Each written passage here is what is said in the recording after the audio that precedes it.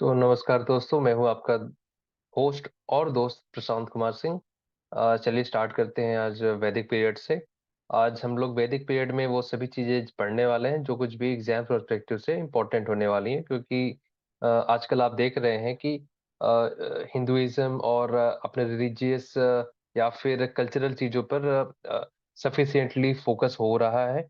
और इसके चलते एग्जाम्स में भी ये प्रोमिनेंट तरीके से पूछा भी जा रहा है। तो हम सभी लोग आज वैदिक पीरियड पर अपना क्लासेस स्टार्ट करेंगे, और आप इस पीडीएफ को डाउनलोड कर सकते हैं। लिंक डिस्क्रिप्शन में रहेगा। और चलिए आगे बढ़ते हैं।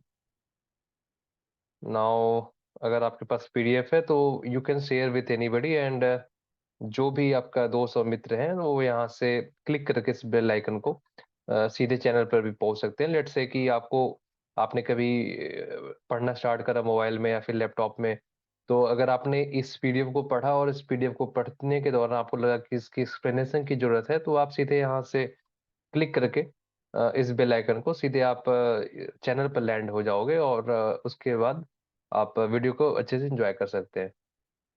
सो ये रहा हमारा एक खाका कंटेंट, जिसके हिसाब से हम लोग इस लेक्चर को पढ़ने वाले हैं। पहले हम लोग देखने वाले हैं कि आर्यंस का आगमन जो हुआ, advent of Aryans. Early Vedic period को हम लोग डिस्कस करने वाले हैं। वैदिक पार्ट को हम लोग दो पार्ट में बांटते हैं। First one is early Vedic period, right, and second is later later Vedic period. Later Vedic period, इसके बाद वीडियो आएगी सीरीज की सेकेंड वन। वो कुछ दिनों में अपलोड हो जाएगी, तो उसको आप लोग एंजॉय करेगा। अभी के लिए अर्ली वैदिक पीरियड पर हम लोग फोकस रहेंगे। इकोनॉमी पढ़ेंगे, और polity during early Vedic period पढ़ेंगे, सोसाइटी ड्यूरिंग अर्ली पीरियड पढ़ेंगे, और रिलीजियस। हम लोग इस पूरे वीडियो के दौरान वो सभी कंफ्यूजन दूर करने वाले हैं जो कुछ भी आपको वैदिक पीरियड के दौरान आता है, कि वैदिक पीरियड क्या होते हैं, वेद्स क्या होते हैं, पुराणास क्या होते हैं, और क्या बुद्ध, जो बुद्ध थे, क्या वो भी वैदिक पीरियड के अंदर आते हैं या फिर उसके बाद आते हैं, उसके पहले आते हैं। ये सभी कुछ चीजें हम लोग यहाँ पर डिस्कस करने वाले हैं, और एग्जाम पर्सपेक्टिव से जो कुछ भी इम्पोर्टेंट रहेगा हम लोग स्टडी करेंगे। अगर हम लोग स्टार्ट करते हैं, तो अर्ली वैदिक पीरियड को लगभग 1500 के आसपास माना जाता है कि आर्यंस जो थे मेनी बैचेस में बारी बारी से इंडिया में आते हैं सेंट्रल एशिया से। This is the time period जिस टाइम को माना जाता है। और आपको याद होगा कि इसी टाइम पीरियड के आसपास आईवीसी डिक्लाइन हुआ था अराउंड, ठीक है। और इसके बाद से आप इंडिया के कई रीजन्स में जो कॉपर चालकोलिथिक कल्चर जो उसकी एग्जिस्टेंस मेंटेन थी, जो कि कई जगहों पर ओवरलैप होती है। तो आईवीसी के साथ में ओवरलैप होता है चालकोलिथिक कल्चर, ठीक है। और चालकोलिथिक कल्चर के साथ ओवरलैप होता है आपका वैदिक कल्चर। थोड़ा थोड़ा ये यहाँ पर ओवरलैप रहता है टाइम पीरियड में, क्योंकि या एक साथ कोई चीज खत्म नहीं होती। कोई भी सभ्यता धीरे धीरे खत्म होती है, उसकी डिक्लाइनेशन आता है उस सिविलाइजेशन का, और ग्रेजुअली वो फिर कोई दूसरी सभ्यता वहां पर आती है। तो जो कि हम लोगों ने ये देखा। और उसके बाद से आते हैं कि आर्यंस के बारे में थोड़ा सा हम लोग इम्पोर्टेंट स्टडी कर लेते हैं कि वो कैसे लोग थे। तो they were the nomadic people, always on the move, and they were the pastoralist. क्या मतलब है इसका? सर, उस टाइम पर सेंट्रल एशिया में, जैसे कि सेंट्रल एशिया आप जान रहे हो कि ईरान वगैरह का जगह को आप सेंट्रल एशिया में आप कंसिडर कर सकते हो, या फिर उसके और ऊपर जाओ। तो वहां पर क्या है कि खाने पीने के लिए आपको, जैसे हमारे हिमालयन रेंज में या फिर अपने प्लेन्स में आपको इतने जंगल पहाड़ और ये सब प्लेन्स मिलेंगे, जहां पर आप एग्रीकल्चर लैंड मिलेगा, जहां पर आपको कुछ फल पौधे या सब्जियां उगा के खा सकते हो। लेकिन सेंट्रल एशिया में ऐसा नहीं था। वहां पर जमीनों में, या फिर उस टाइम तक इजाद भी नहीं हुआ था कि एग्रीकल्चर पर टोटली डिपेंडेंट रहा जा सके। तो लोग खाने के खाने के लिए एक जगह से दूसरे जगह पर मूव करना पड़ता था। इस वजह से लोग नोमैडिक रहते थे। लाइक उन्होंने पशु भी पालना स्टार्ट किया था। आप लोग जानते हैं कि जैसे कि जो भी चारागाह होते हैं, चारागाह पर अगर पशुओं ने एक बार पूरे चारा को यहाँ पर इन्होंने ग्रेज करके वो खत्म कर लिया, तो इसके बाद से क्या होगा कि उसको उगने में, वापस उगने में थोड़ा टाइम लगेगा। तो उसके लिए आप कब तक इंतजार करोगे? जो भी पशु होंगे वो तो फिर भूख से मरने लगेंगे। तो इसके चलते हमें यहाँ पर शिफ्ट करना पड़ता है एक जगह से दूसरी जगह। इस वजह से भी एक न्यूमेडिक ये कल्चर में थे। सो उसके बाद से क्या हुआ कि they move in the search of good pastor land. ये हम लोगों ने अभी डिस्कस किया। सो economic wealth considered was kettles. क्योंकि सर यहाँ पर अभी तक क्या था कि इंडस वैली सिविलाइजेशन जो थी, ये एक बेहद ही अलग तरीके की सिविलाइजेशन थी। ये काफी डेवलप हो चुके थे, ये एकदम अर्बन थे। लेकिन जो वैदिक पीरियड, जो आर्यंस है, ये अभी भी रूरल कॉन्सेप्ट को ही अभी तक ठीक से जान रहे थे, और इनकी अलग कल्चर थी। तो यहाँ पर इनके कल्चर में जो कैटल्स हैं ये काफी इंपॉर्टेंट हैं। क्यों इंपॉर्टेंट है? क्योंकि सर ये पास्टरलिस्ट हैं। क्यों? क्योंकि ये जानवरों के का ही सेवन करते हैं दूध के लिए, और कभी कभी उसको मार के भी खाते हैं। ठीक है। तो इस तरीके से ये जानवरों पर ही डिपेंडेंट है, ज्यादा एनिमल्स पर ही डिपेंडेंट है।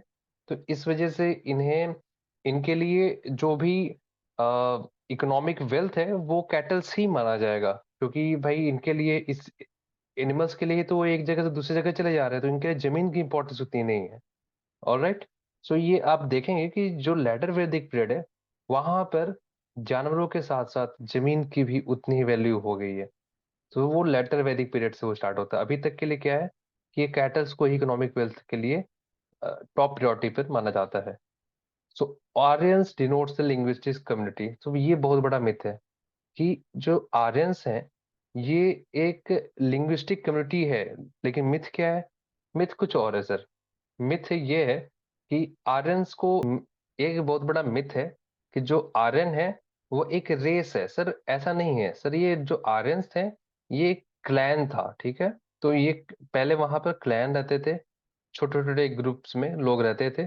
तो जो एक क्लैन था जिसके लोग आर्यन लिंग्विस्ट लैंग्वेज का यूज करते थे, जो आर्यन लैंग्वेजेस थे उसका यूज करते थे, जिसकी वजह से यहाँ पर ये एक आर्यन ग्रुप बना, और वो वहां से मूव किया और धीरे धीरे इंडिया में आके यहाँ पर बसा।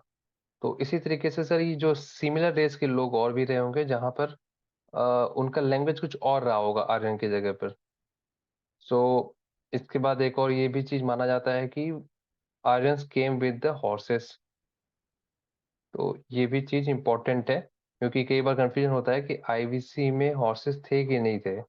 तो बीच में एक बार आया था कि ये हॉर्स के ही बोन्स हैं, लेकिन हॉर्सेस का कंफर्मेशन अभी तक नहीं हुआ है इंडस वैली सिविलाइजेशन के लिए। तो अभी तक हम यही मानेंगे एग्जाम पर्सपेक्टिव से कि हॉर्सेस जो थे वो आपके आर्यंस लेकर आए इंडिया में। So they started to compose Vedas in Sanskrit language, mostly in the banks of Saraswati river.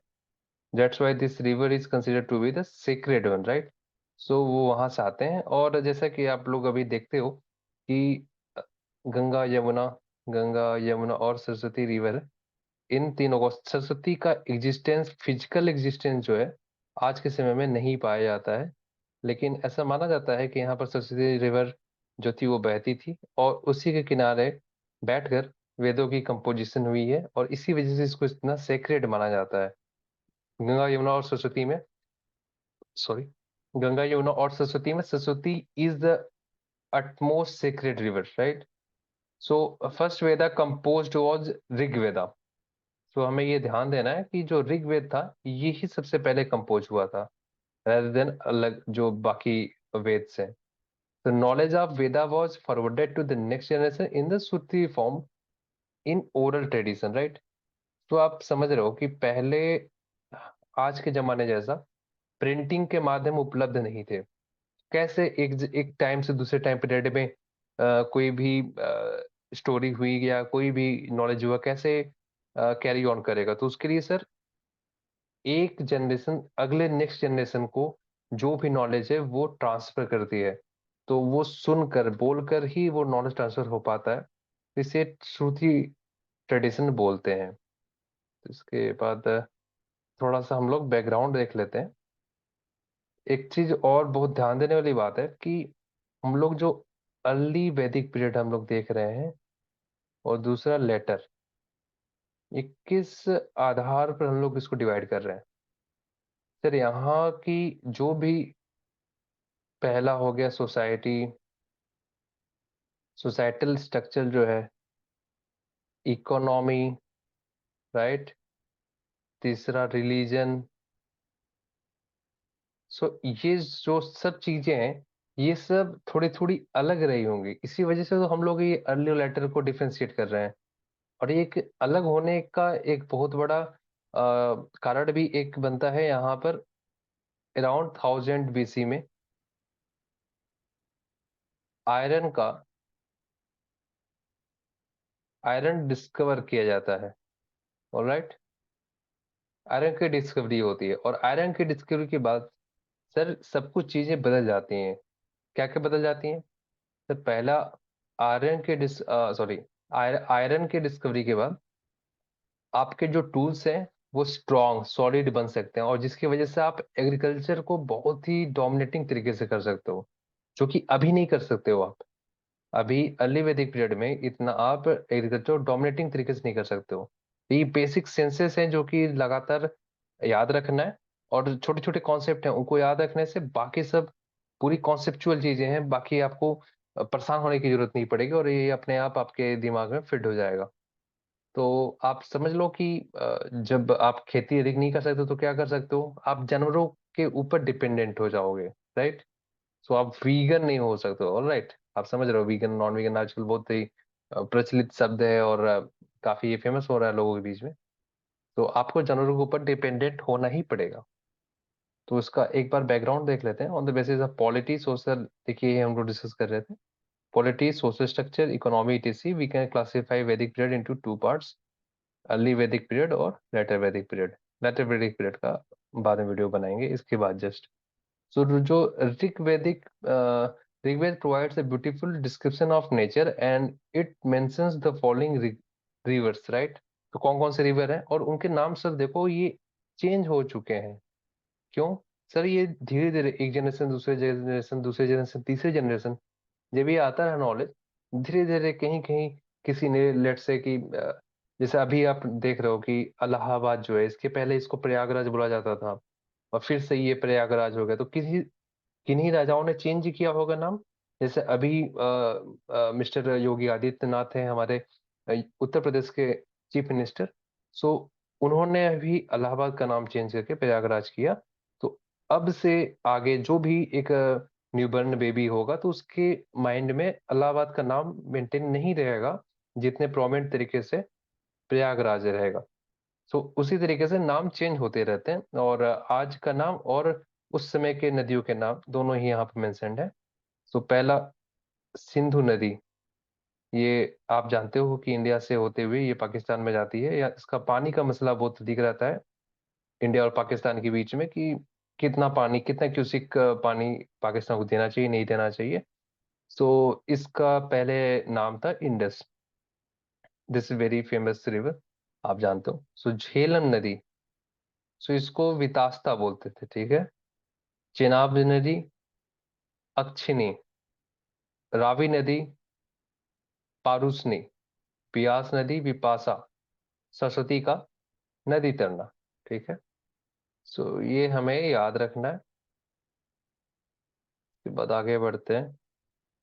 सो आप को मैं एक दिखाना चाह रहा हूँ कि ये आप देखो एक बार, कुछ इस तरीके के स्ट्रक्चर्स पर ये लिखा जाता था। ये क्या हो सकता है? सर ये पेड़ों के छिलके, जो भी बार्क होता है, आपने देखा होगा कि उसके जो लेट से केला है तो केला का अगर आप देखो तो उसके तने में एक जो तना जो है वो लेयर बाय लेयर बना होता है। तो अगर उसको सूख जाए तो उस पर कुछ लिखा जा सकता है, इतना चौड़ा और एक अच्छा सा प्लेट या फिर फाइल जैसा वो बन जाता है। तो उस तरीके की चीजें को यूज किया जाता है। कुछ पत्ते होते हैं पेड़ों के, कुछ पत्तों जिसको लिखने के लिए यूज किया जा सकता है। क्योंकि सर उस टाइम तक पेपर का एज इट इज जो आज के फॉर्म में इजाद नहीं हुआ था। ऑल्दो आज के भी जो पेपर हैं ये पेड़ों से ही बनते हैं, लेकिन ये डायरेक्ट फर्स्ट हैंड पेड़ों से जो भी उसके प्रोडक्ट हैं उनको यूज करके उन पर लिखा जाता था। तो ये उन्हीं चीजों का ये इमेज है। और वहां पर जो भी वेदास हैं वो एक्चुअल फॉर्म में इन्हीं चीजों पर लिखे गए हैं। सो सर यहाँ पर एक बार हम लोग देख लेते हैं कि श्रुति और स्मृति। तो यहाँ पर दो चीजें मेंशन्ड है कि जो हिंदू स्क्रिप्चर है ये बहुत ही इंपॉर्टेंट है एग्जाम पर्सपेक्टिव से, और ऐसे इन जनरल भी आपको जानना चाहिए। क्योंकि सर आप अगर इंडिया में रह रहे हो तो इसके जो भी सोसाइटी में है, जो भी इसकी हिस्ट्री है, ये सभी चीजें आपको जानना एक हद तक बाकी लोगों से एक एज दे देता है। आप सोसाइटी में बेटर लिविंग सिचुएशन अपने आप के लिए बना पाएंगे। सो वेदास जो है वो चार होते हैं, ये हम सभी को पता है। ऋग्वेद, सामवेद, यजुर्वेद और अथर्ववेद। तो इसके सब डिविजन्स भी हैं, है ना। तो संहितास, रावणाज, रंका उपनिषद, तो ये इसके, और ये श्रुति है, राइट। ये सुनकर आए हैं, सुनते हुए फिर उसके बाद लिखा गया बाद में। तो स्मृतिज भी है। तो स्मृतिज में क्या क्या होता है सर, इसके कितनी क्लासिफिकेशन है? इतिहास, पुराण, आगमा, दर्शना, धर्मशास्त्र, वेदांश, उपवेद।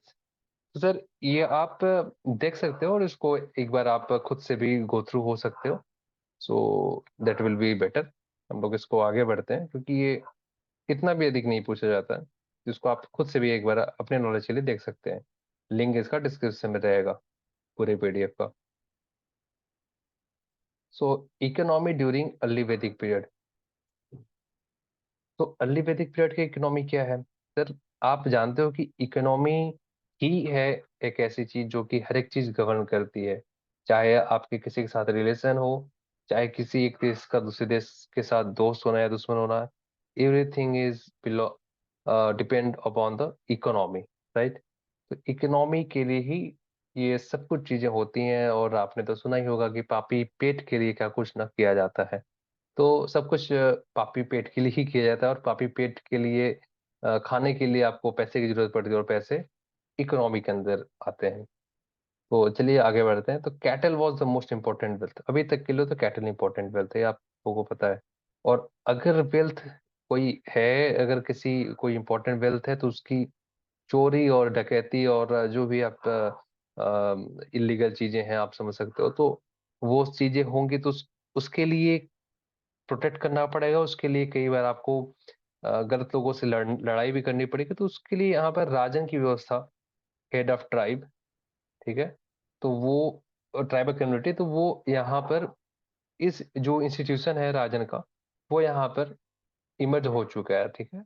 सो was suppose to organise battle to secure large number of cattle, sorry यहाँ पे कैटल रह गया, बैटल लग दिया है गलती से।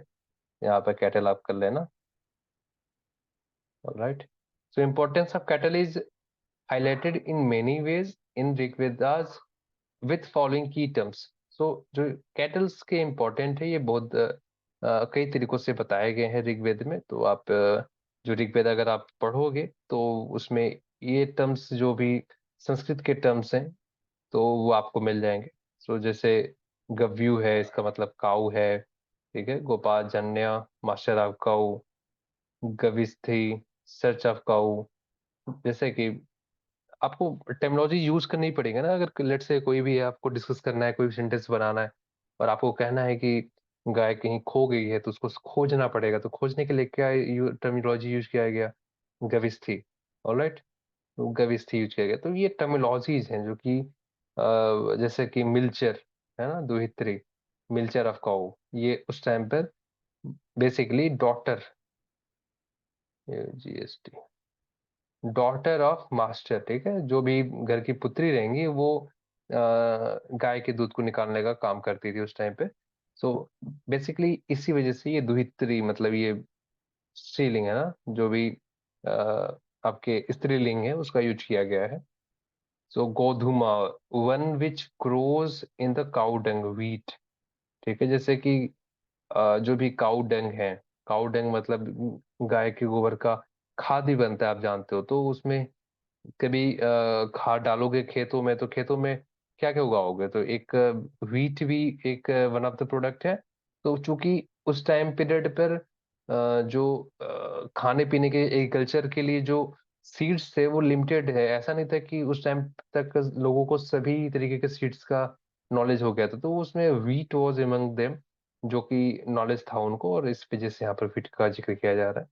तो ये आप देख सकते हो कि ऋग्वेद में इन सब चीजों की, आप इसको एक बार देख लेना जरूर कि कौन कौन से नाम है और उनका क्या मतलब है, क्योंकि सर ये एग्जाम्स में पूछे जा सकते हैं। So next important wealth for the agriculture produce like barley, है ना, तो व्हीट, ये तो हम लोगों ने देखा ही। तो ये आपको याद रखना है कि उस टाइम पर कौन कौन से एग्रीकल्चर प्रोड्यूस थे और कौन से नहीं थे, ठीक है। There was no taxation at this time but voluntary contribution was there, भाग और बलि to the chieftain of the community. तो अभी तक सर कोई भी स्टेट का इंस्टीट्यूशन, जो स्टेट के इंस्टीट्यूशन है, इसका बहुत ही फॉर्मल वे में कोई ऑर्गेनाइजेशन नहीं हुआ है। और चूंकि फॉर्मल वे में किसी चीज का ऑर्गेनाइजेशन नहीं हुआ है, तो टैक्सेशन सिस्टम बहुत ही फॉर्मली नहीं लिया जाता था। तो यहाँ पर चूंकि आपके कैटल्स को बचाने का काम राजन कर रहा है, तो उसे लोग वॉलेंटरली अपने से भाग या फिर बलि के नाम उसको बोला जाता, तो अब खुद से ले आकर जो कुछ भी प्रोड्यूस होता था वो वहां पर राजन को देते थे। सो polity during early Vedic period. तो एक चलिए अब पॉलिटी पर एक बार ध्यान दे लेते हैं कि पॉलिटी कैसी थी उस टाइम का, किस तरीके से राजनीतिक सिनेरियो थे, एक कम्युनिटी दूसरे कम्युनिटी के साथ कैसे बिहेव करती थी। तो Aryan tribal community was headed by the chieftain known as rajan, ये हमने डिस्कस कर लिया। All in in his all political endeavors rajan was assisted by many political assemblies। कौन कौन से असेंबलीज हैं सर, ये सभा। It was an exclusive assembly and most important decision making body. It was mainly consisted of elders of society, including both male and female. All right. So ये बहुत ही important देने की बात है कि आप जानते हो कि अभी अभी इस टाइम पर हम लोग जो करंट सिनेरियो है फीमेल्स को, ठीक है, इनको हम लोग सोसाइटी में इक्वल राइट्स देने के लिए इस पर काम किया जा रहा है। और पूरी सोसाइटी में कहीं ना कहीं विमेन्स थोड़ी सी बाकी मेंस मेन से थोड़ी सी नीचे भी पिछड़ी हुई हैं एजुकेशन में, पावर्स डिस्ट्रीब्यूशन में। तो लेकिन स्टार्टिंग की अगर आप बात करो तो उस टाइम पर सर विमेन्स भी सभा जो थी, जो कि एक इम्पोर्टेंट डिसीजन मेकिंग बॉडी थी, उसमें इक्वली पार्टिसिपेट करती थी। लेकिन अगर आज आप आज की असेंबलीज को आप चेक करो, तो विमेन्स का जो रिप्रेजेंटेशन है वो इतना नहीं है। और इस वजह से विमेन रिजर्वेशन बिल भी लाया गया कि ताकि 33% रिजर्व किया जाएगा किसी भी इंस्टीट्यूशन में, असेंबली में, विधानसभा में, ठीक है। तो अब कई पॉलिटिकल असेंबली थी, दूसरी है उसमें समिति। तो समिति को एक बार देख लेते हैं क्या है। तो this it was the inclusive assembly but not but only consisted of male. Role of this was very limited, decisions decided by Rajan. तो ये जो है, ये जो समिति है, इसमें बस मेल्स का रोल है। जैसे कि आप अगर आप समझो कि कुछ ऐसे काम होंगे जो कि विमेंस के लिए पॉसिबल नहीं है, ऑलराइट। तो ये बहुत ही ऑब्वियस है, लेकिन इसका ये मतलब नहीं है कि ऐसे काम जो विमेंस भी इक्वली कर सकती हैं, वहां पर आप विमेंस के साथ डिस्क्रिमिनेशन करो। जैसे कि लेट्स से कि अगर आपको आपके टेरिटरी की सेफ्टी करनी है, तो ये बट ऑब्वियस है कि सामने से, या फिर आप भी चाहोगे कि अपने सबसे हाईएस्ट पावर के साथ लड़ा जाए। और आप सभी जानते हो कि थोड़ी सी लिमिटेशन होती है विमेंस के साथ, उसके साइंटिफिक जो भी रीजन से आप जानते हो। कि मेल और फीमेल के फिजिकल स्ट्रेंथ में फीमेल का फिजिकल स्ट्रेंथ थोड़ा सा कम रहता है, अनटिल अनलेस कोई फीमेल अपने एक्सट्रीम विल और एफर्ट के साथ उस लिमिटेशन को दूर करे और उतनी शक्ति ग्रैब करे जो कि काफी मेल में भी नहीं होती। तो वो एक डिफरेंट सिनेरियो है, बट एक जनरल वे में यही माना जाता है कि फीमेल के पास थोड़ी फिजिकल स्ट्रेंथ थोड़ी सी कम रहती है, और इस वजह से वहां पर आप बस मेल्स के रोल को ही आप सिग्निफाई कर पाओगे। तो इस तरीके के कुछ रोल्स के लिए डिस्कशन के लिए एक समिति नाम से एक असेंबली थी, तो वो आप देख सकते हो। तो अब तीसरा आता है assembly विधत। To know exact clarity about the function of this assembly, but it took decision regarding the religious rituals and agriculture practices. Both male and female were part of it. Alright, तो आप देख सकते हो कि तीन में से दो में फीमेल भी पार्ट थी, तो इस टाइम तक विमेन्स की सिचुएशन ठीक ठीक मानोगे आप, अच्छी मानोगे। और एक में नहीं है, और उसके ऑब्वियस रीजन मैंने आपको बताया कि वो कुछ भी हो सकते हैं। सो एक बहुत ही फेमस वॉर का नाम बहुत बार आता है कि दस राजन वॉर आता है। ये क्या है Dasa Rajan war? So the entire territory of the Vedic Aryans were divided into a number of tribal prince, prince, principalities ruled normally by the leaders. All right. So the Bharats were the most important Aryan tribe, after whom India came to be known as Bharata. तो आप समझ रहे हो कि कितनी important है इस दशरजन war का जानना। क्योंकि सर यहाँ पर इस वॉर में, वॉरफेयर में, जो एक क्लैन, आर्यन क्लैन से जो, सॉरी, हाँ, सो दशरजन वॉर में जो भारत भारत है, वन सेकेंड, ये थोड़ा सा,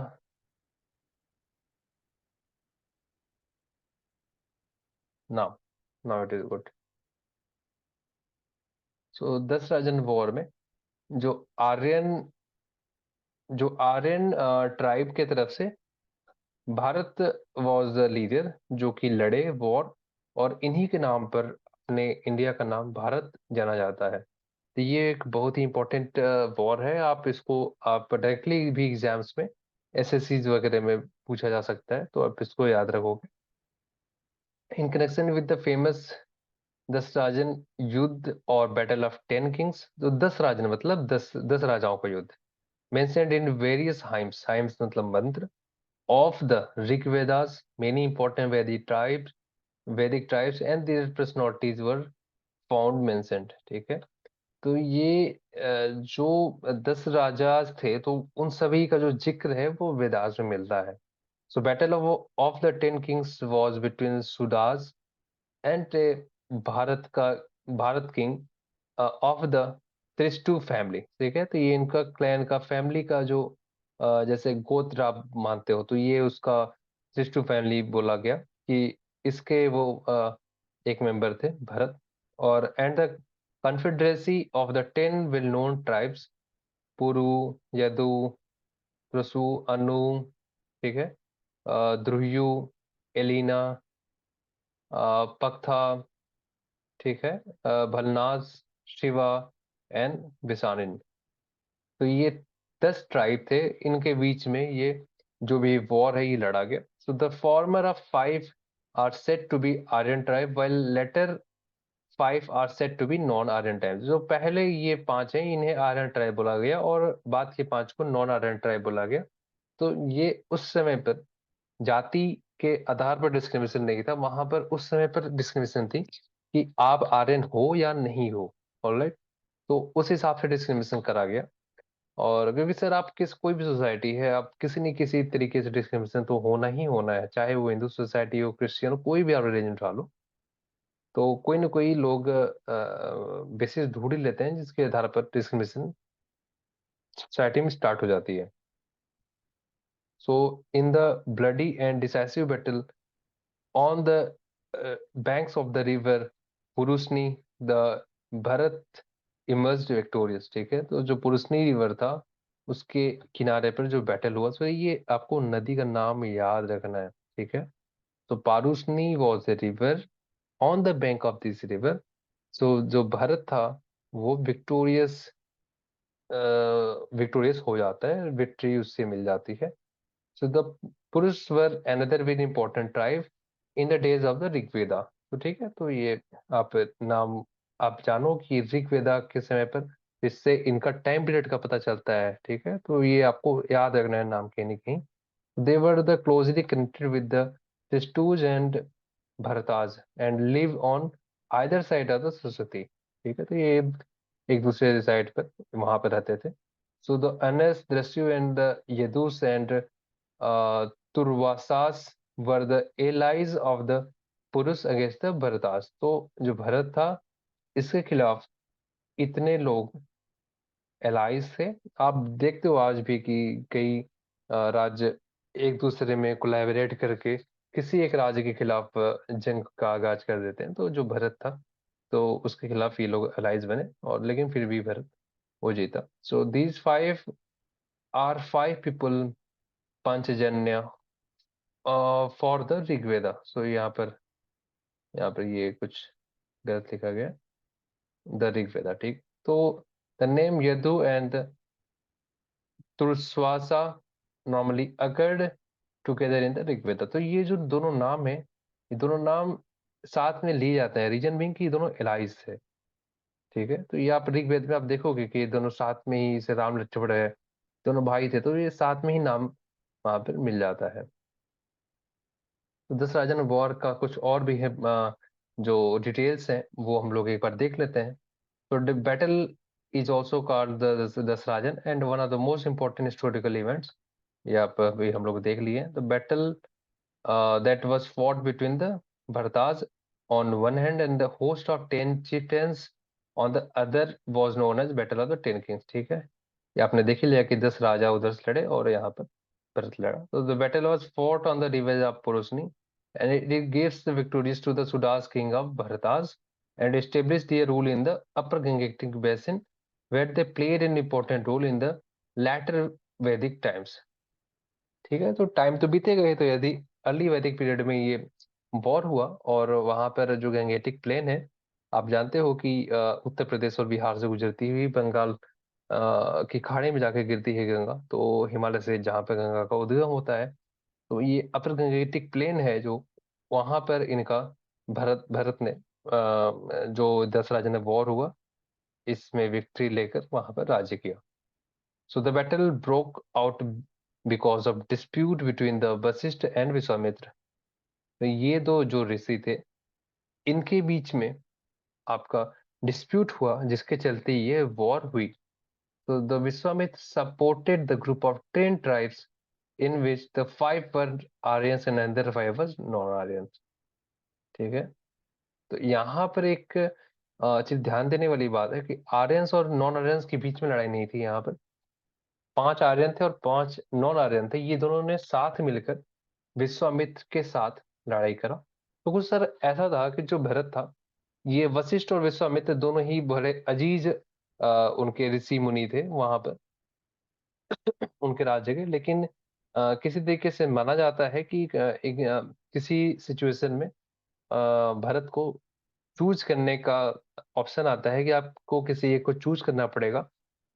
लेट से हेड प्रीस्ट बनाने की जरूरत रही होगी, तो वहां पर उन्होंने वशिष्ठ को चुना, और इस वजह से विश्वामित्र को बुरा लगा और विश्वामित्र को वो वहां से चले गए, और उसके बाद से ही इन्होंने वॉर को ऑर्गेनाइज करा, 10 राजाओं को साथ में लेकर, और भरत के ऊपर आक्रमण करा। But Bharat came out to be victorious. Alright, so the battle was fought between the Bharatas on one hand and a group of 10 tribes on the other। ठीक है, the it gave the victory to the Bharata and established their supremacy over the religion, over the region, sorry। so ये आप हम लोगों ने ये discuss कर लिया अच्छे से। so एक बार हम लोग सोसाइटी को सर अच्छे से डिस्कस कर लेते हैं। सोसाइटी में क्या क्या चीजें थी। तो सर सोसाइटी में ये था कि division was based on the clan, not on the caste line. ये आप देख पा रहे हो, कास्ट लाइन अभी तक नहीं आई थी, अभी तक बस क्लैन के बेसिस पर था कि आप आर्यन हो या नहीं हो। ठीक है, नॉन आर्यन। सर ये जो कास्ट सिस्टम है ये ऋग्वेद के 10th मंडल में ये आता है, और 10th मंडल जो है ये आपका लेटर वैदिक पीरियड में में कंपोज हुआ है। ठीक है, तो इस वजह से यहाँ पर अभी तक कास्ट नहीं आया हुआ है, तो इस कास्ट के बेसिस पे कैसे डिस्क्रिमिनेशन हो जाएगा। Even the Rajans and the Purohits were part of the clan network. ठीक है, तो the occupation was not based on the birth. तो इस टाइम तक जो ऑक्यूपेशन था वो बर्थ के ऊपर नहीं था, वो जो जिसको जो काम समझ में आ रहा है वो काम कर सकता है। जो वर्ण वर्ण मतलब आप असली इसका मीनिंग क्या होता है, कलर होता है, आप जानते हो। तो वैदिक और नॉन वैदिक पीपल जो थे, तो ये एक बड़ा ध्यान देने वाली बात है कि जो वैदिक और नॉन वैदिक पीपल थे कॉल्ड दस्युज और दासाज। ठीक है, तो दस्यु और दासाज बोला जाता था नॉन वैदिक पीपल को। जो नॉन वैदिक थे तो वो दस्यु और दास बोला जाता था।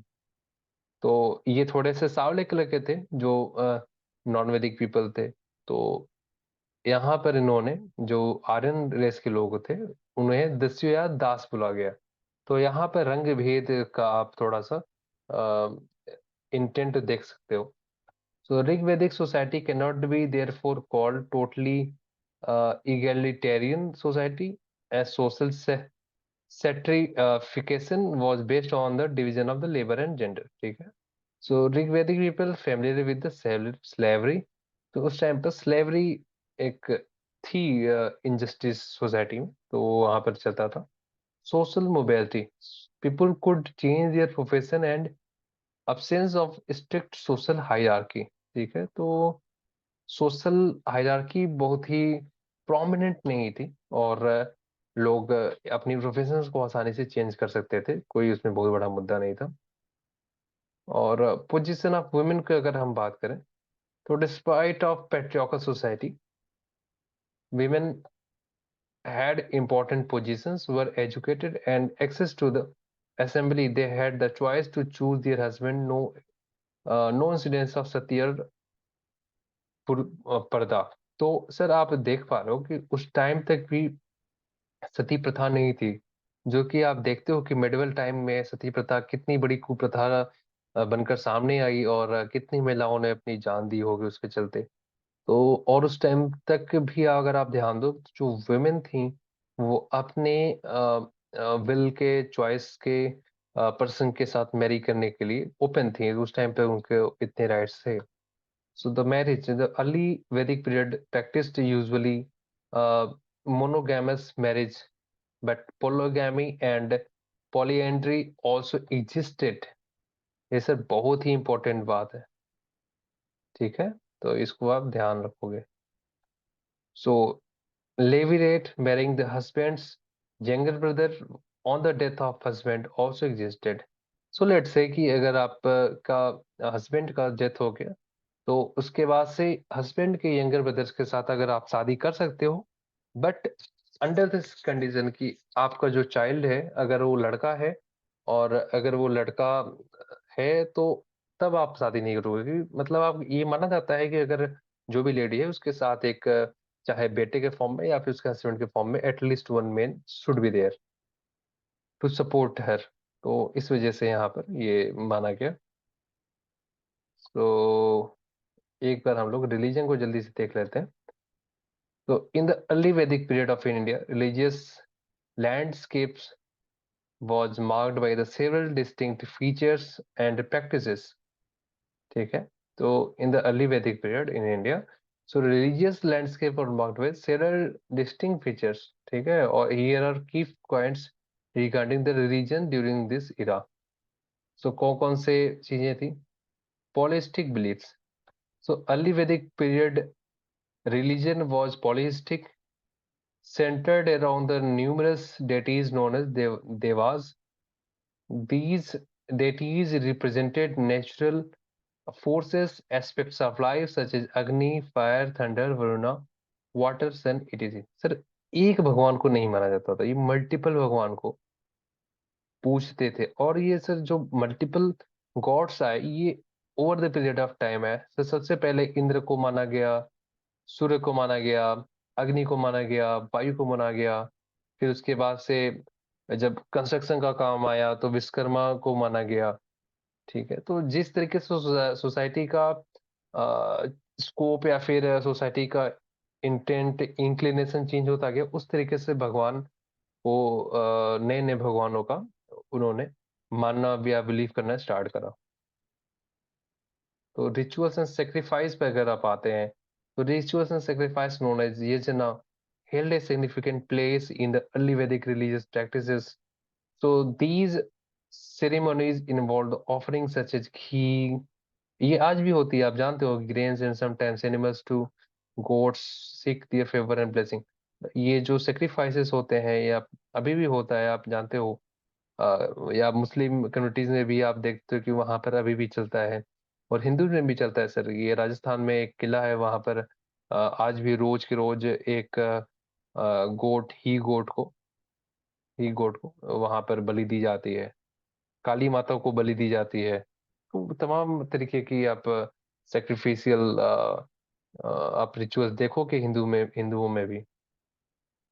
सो इम्पोर्टेंस ऑफ प्रिस्ट अगर आप डिस्कस करो, so role of priest particularly the Brahmins, was vital in performing the rituals and interpretation the sacred text Vedas।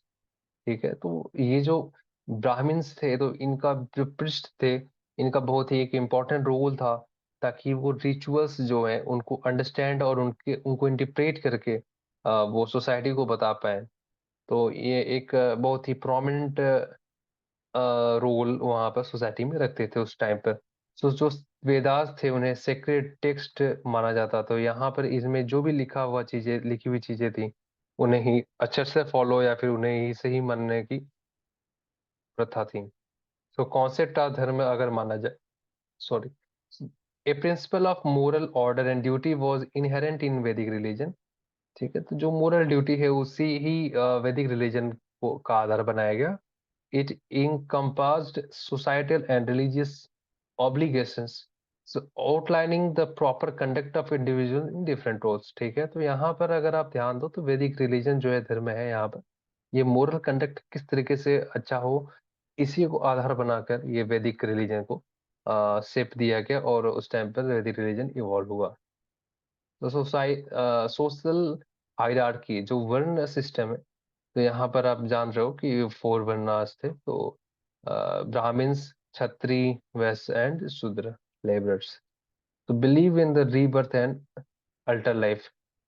तो सर आप जानते हो कि ये तमाम सभ्यताओं में ये है, और हमारे हिंदू सभ्यता में भी है कि रीबर्थ का कॉन्सेप्ट माना जाता है कि यहाँ पर हम लोग रीबर्थ होता है और इनकार्नेशन भी होता है। तो यहाँ पर कॉन्सेप्ट ऑफ कर्मा भी माना जाता है कि कर्मा जो है वो साइक्लिक होता है। अगर आपने कुछ करा है, अच्छा करा है, तो आपको अच्छे का फल ही मिलेगा एट लास्ट, और जो इसने बुरा करा है वो बुरा ही उसको एट लास्ट मिलने वाला है। सो ये तमाम तरीके की जो बिलीफ्स हैं वो वहाँ पर मौजूद थी। और इस तरीके से मुझे लगता है कि आप रिलीजन को भी अच्छे से समझ चुके हैं। और आप सभी लोग आशा करते हैं कि अगर आप लोग यहाँ तक आए हैं और वीडियो अच्छी लगी हो, तो आप लोग सब्सक्राइब भी जरूर करिए, और आप ऐसे ही अच्छे वीडियोस का एंजॉय कर सकते हैं, आनंद उठा सकते हैं, और लिंक से इस पीडीएफ को डाउनलोड कर सकते हैं। और सर पूरी सीरीज जो चल रही है 1 बाय 1, आप पूरे पीडीएफ को डाउनलोड करके इकट्ठा करके एक रिवीजन मटेरियल आप लोग तैयार कर सकते हैं, और उस एग्जाम के जस्ट पहले आप लोग उसको यूज कर सकते हैं, और इसे अपने फ्रेंड्स में भी दे सकते हैं, ताकि वो भी इस सीरीज का, इस पीडीएफ का यूज कर पाए, और उसके बाद से उनके भी नंबर अच्छे आए। ओके, फिर आशा करते हैं आप सभी लोग अच्छे होंगे, और मिलते हैं नेक्स्ट वीडियो में। और वैदिक पीरियड पार्ट 2 में जल्द ही वो दूसरा वीडियो भी अपलोड होगा चैनल पर। तब तक के लिए goodbye, thank you very much.